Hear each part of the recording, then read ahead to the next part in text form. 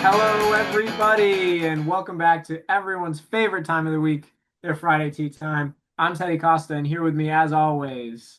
I am Tyler Trudeau. Teddy, what a weekend. Absolutely nothing eventful happened.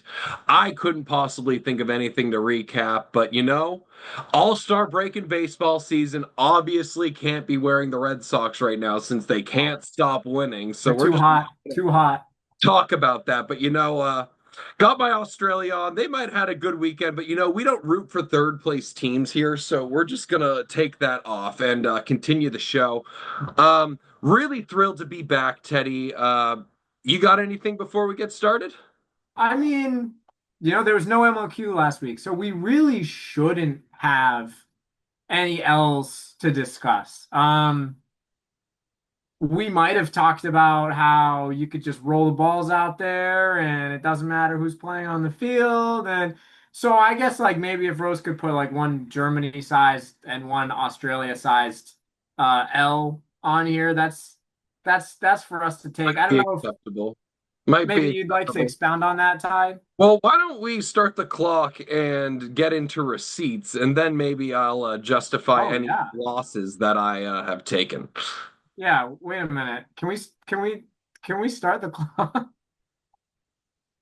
All right, we're started. For started No receipts. receipts, right, Ty? Teddy, I might have said something last week that didn't really happen. And I mean, I feel like there's a lot of feelings going on in the community right now. And to be quite frank, maybe very justified feelings. And I feel like a lot of people already know my opinions on the matter. And if you don't, just feel free to ask me and we can have a little chat at some point. But I'm actually going to call a timeout rather quickly Right into away. Right away. to this. This is not great. And while I think that there are plenty of things we can point to from the disappointing weekend from Team USA, we can talk about roster construction, we can talk about coaching, we can talk about decision making. I think those have been talked about plenty. I really do. I think people have very serious complaints, and I think very valid complaints at points. But the thing that I'm concerned about is we as a community are not rooting for Team USA. And I'm not saying that that's something that like shame on you for not doing this. I'm saying this as something as we need to look ourselves in the mirror right now because 25 to 30 of our community mates went across the ocean and were met by a group of people that did not want them to win. And they had friends travel over there that did not want to see them win. And they had a whole community of people back here that did not want to see them win. And whether your feelings are valid or invalid, and honestly, I think many people have very valid reasons for being upset with Team USA. But we as a community need to do a better job of supporting what is out there. And maybe the only thing that that can be for you is when you see a regime change. And I can't necessarily blame you there. But what I hate to see is the only time I have seen support for Team USA is after 2016 when they lost. I felt like we were very supported on our trip to Florence, Italy. I felt extremely supported as someone that was told they were a snub in 2016. I felt so much love from the community. It made me feel amazing. Between that and 2 years ago today, when Team USA played and won, there was no love from the community.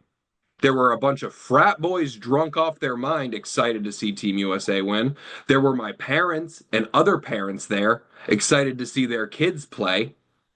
But no one in the community wanted to see us win. That united that 23 team. We said, leave no doubt. The only people that believe in us are us. Those people who made that push on Team USA, Tate, Ian Skura, Julia Bear, not there anymore.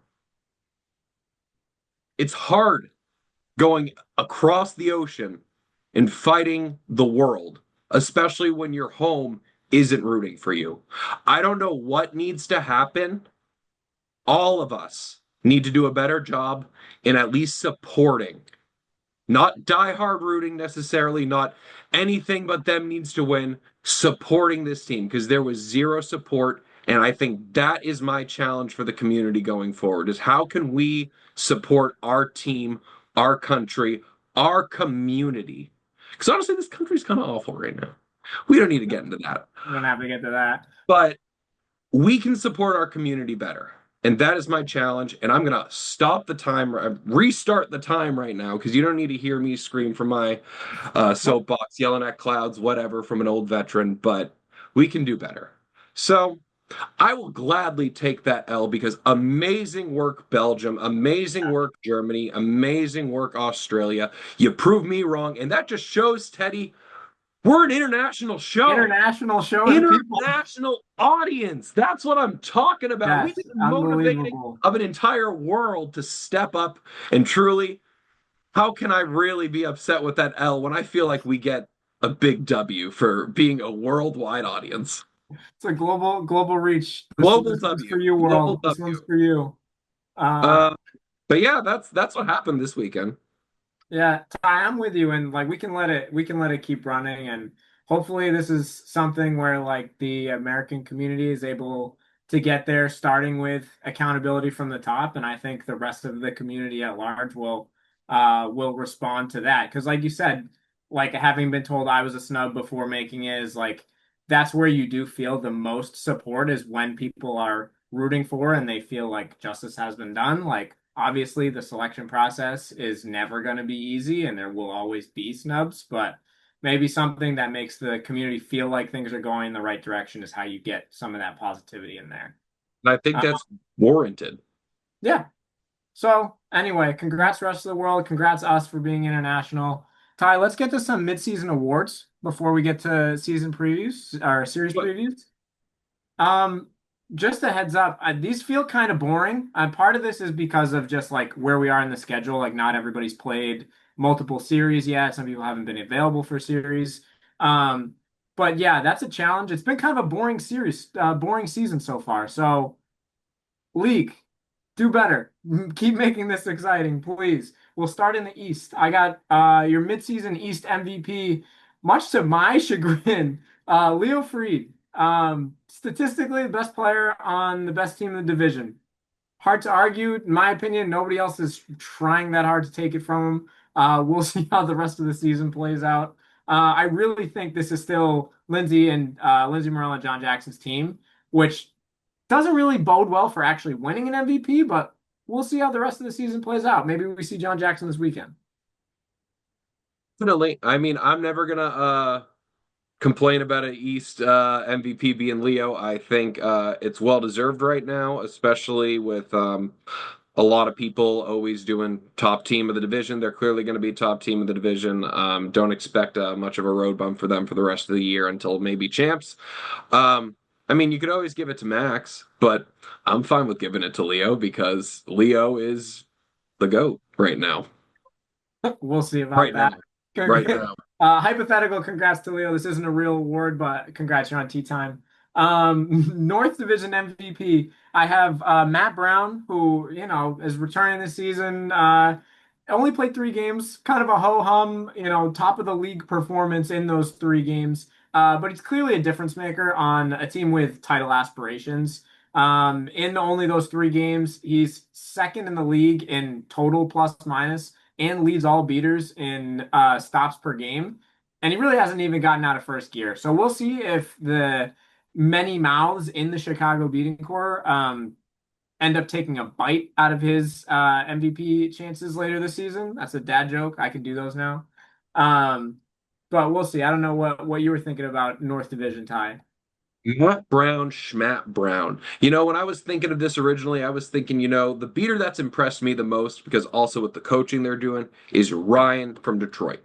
And I think the play that they do is just outstanding. Their way to keep games close on teams that they're probably a little better of. This is a lot of pressure going into this weekend for Ryan now that I'm Pressure. saying this.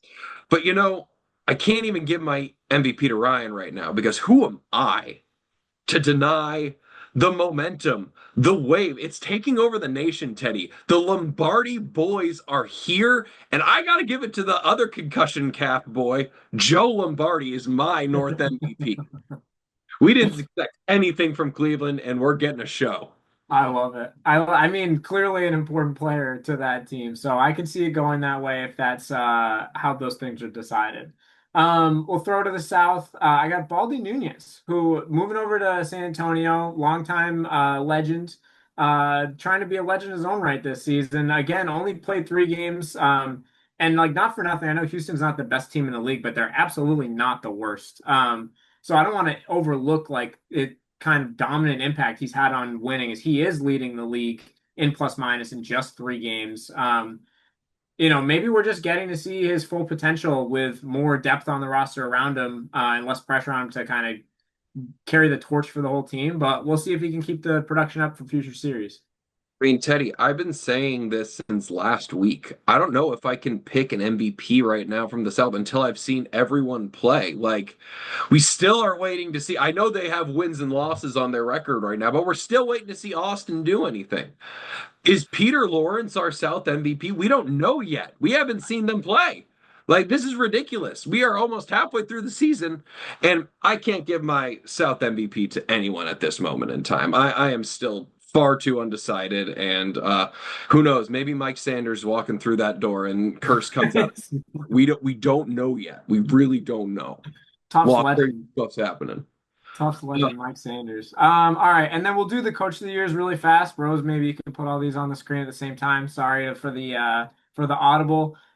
These all have one thing in common. I have the coaching staff of the year in the East, Boston, the North, Cleveland, the South, Kansas City. The thing these teams all have in common is they're getting more out of less talent, right? So they're punching up, showing that ability to improve, get a lot of development out of young players and really try to compete as we go later in the season.